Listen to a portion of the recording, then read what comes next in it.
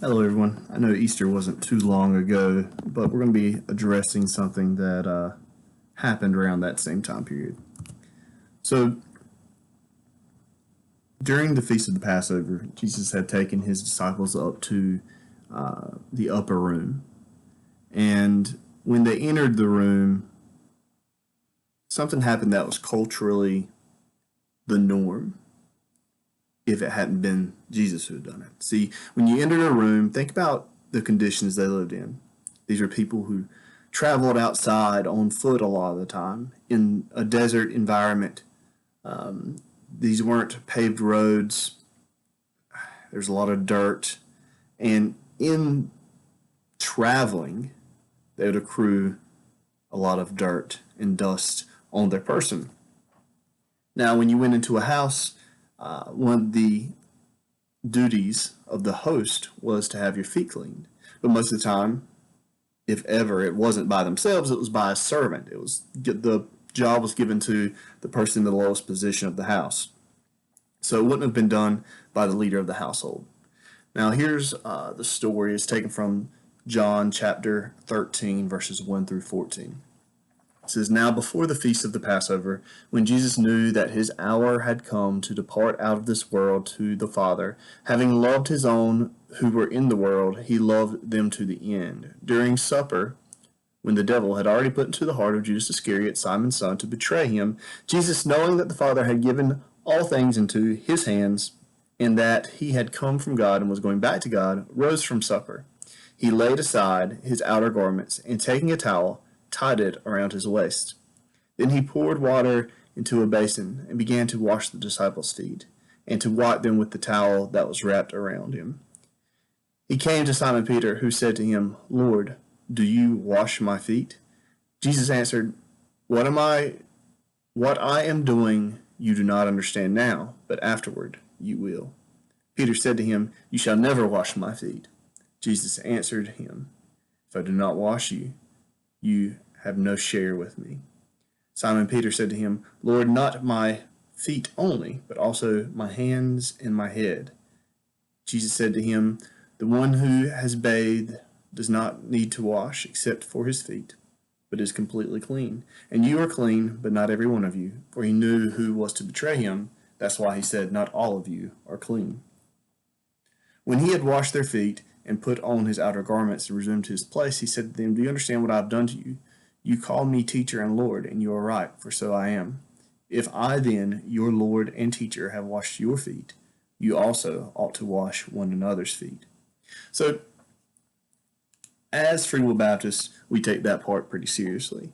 And it is part of what is unique about the Free Will Baptist denomination. I'm sure there's some other denominations around the world that partake in this, maybe not as regularly as we do. But, when we come together for communion, we like to wash the feet of the saints. And there's a lot of symbolism in that. And it can be very therapeutic. I know from personal experience that it takes a lot of humility to wash somebody's feet, especially the feet of someone that you don't get along with. Now, we just had Easter, and I know this is part of the Easter story, but I think during the Easter story, a lot of times we focus on everything that happens after that, and especially as far as the Last Supper goes, the actual communion part, the bread and the wine.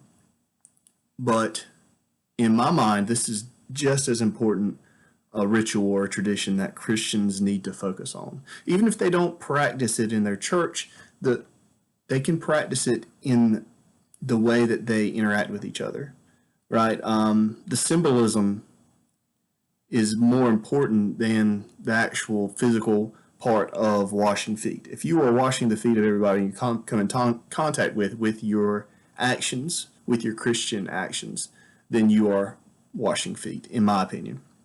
But actually acting it out does bring some clarity into it. It does. It is pretty. It can be gross too, right? Not everybody likes feet, and or likes being around feet. Sometimes feet are smelly. Some people's feet stink worse than others. I know. You ladies are in there a lot of times washing each other's feet, but you should come and see what some of the men's feet smell like when their feet are getting washed.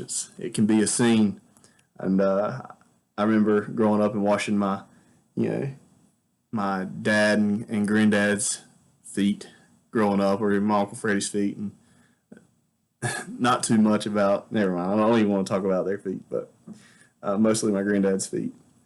But anyways, and washing feet can be pretty gross, but that's part of the service part. That's part of the mentality of humbling yourself to a level where you can take care of others. And since the tradition was normally the person at the head of the household doing this, that was someone of low status's job, because even in that culture, you're lowering yourself to the ground to wash the sweaty, dirty, nasty feet of somebody. It's not the ideal job.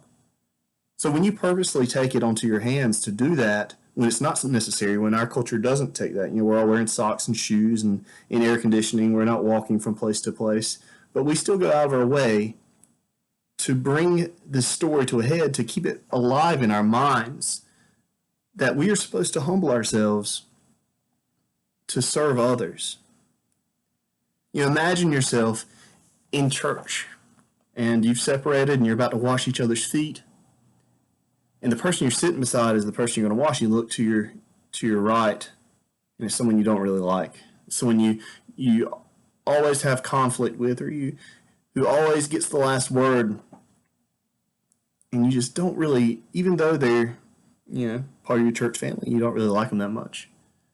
And anyways, you have a decision to make. Are you going to take part in the tradition and the ritual, or are you going to just sit there or get up and leave? So you decide to humble yourself. And you start to get down on the ground and take the basin of water and the cloth, and you wrap the cloth around you. And as you grab their feet, you start to see them in a different light. And you are literally in the position that Jesus was as he washed his disciples' feet. And the way you look at that person is no longer through your eyes, but it's from a different angle, a different perspective. You're seeing them through the eyes of Christ. You're seeing them from the position of the God who created them, the God who loved them. And so the love starts to grow in your heart. And it took the change of scenery from looking at someone dead on, straight ahead, or even looking down on somebody. You had to go down yourself to look at them from an angle where Christ had seen them from. And that's a heavy thought. And I think if we applied that logic to the people that we interact with on a regular basis, with people that we don't get along with or easily get along with, it might change the way we see them.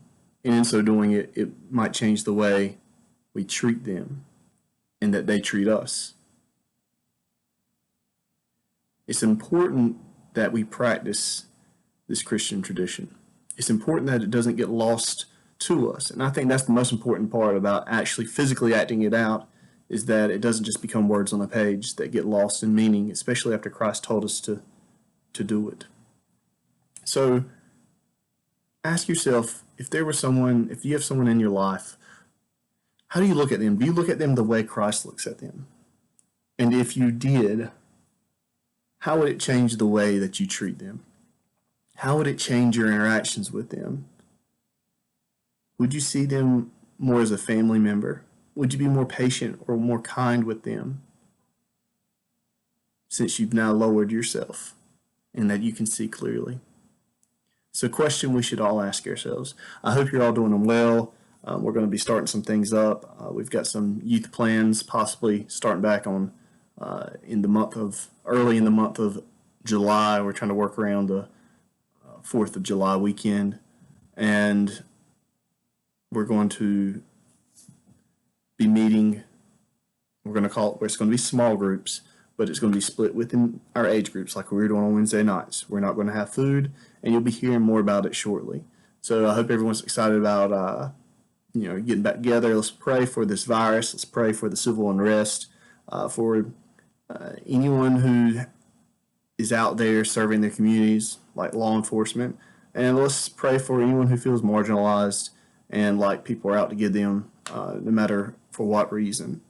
And let's pray for our country to come together, not to get further and further shattered and split apart. and pray for peace. There's a lot to pray for. All right. Hope you're all doing good. Give me a call if you need to talk, or if you have any questions about how we're going to be doing the youth program in the month of July. All right, have a good one.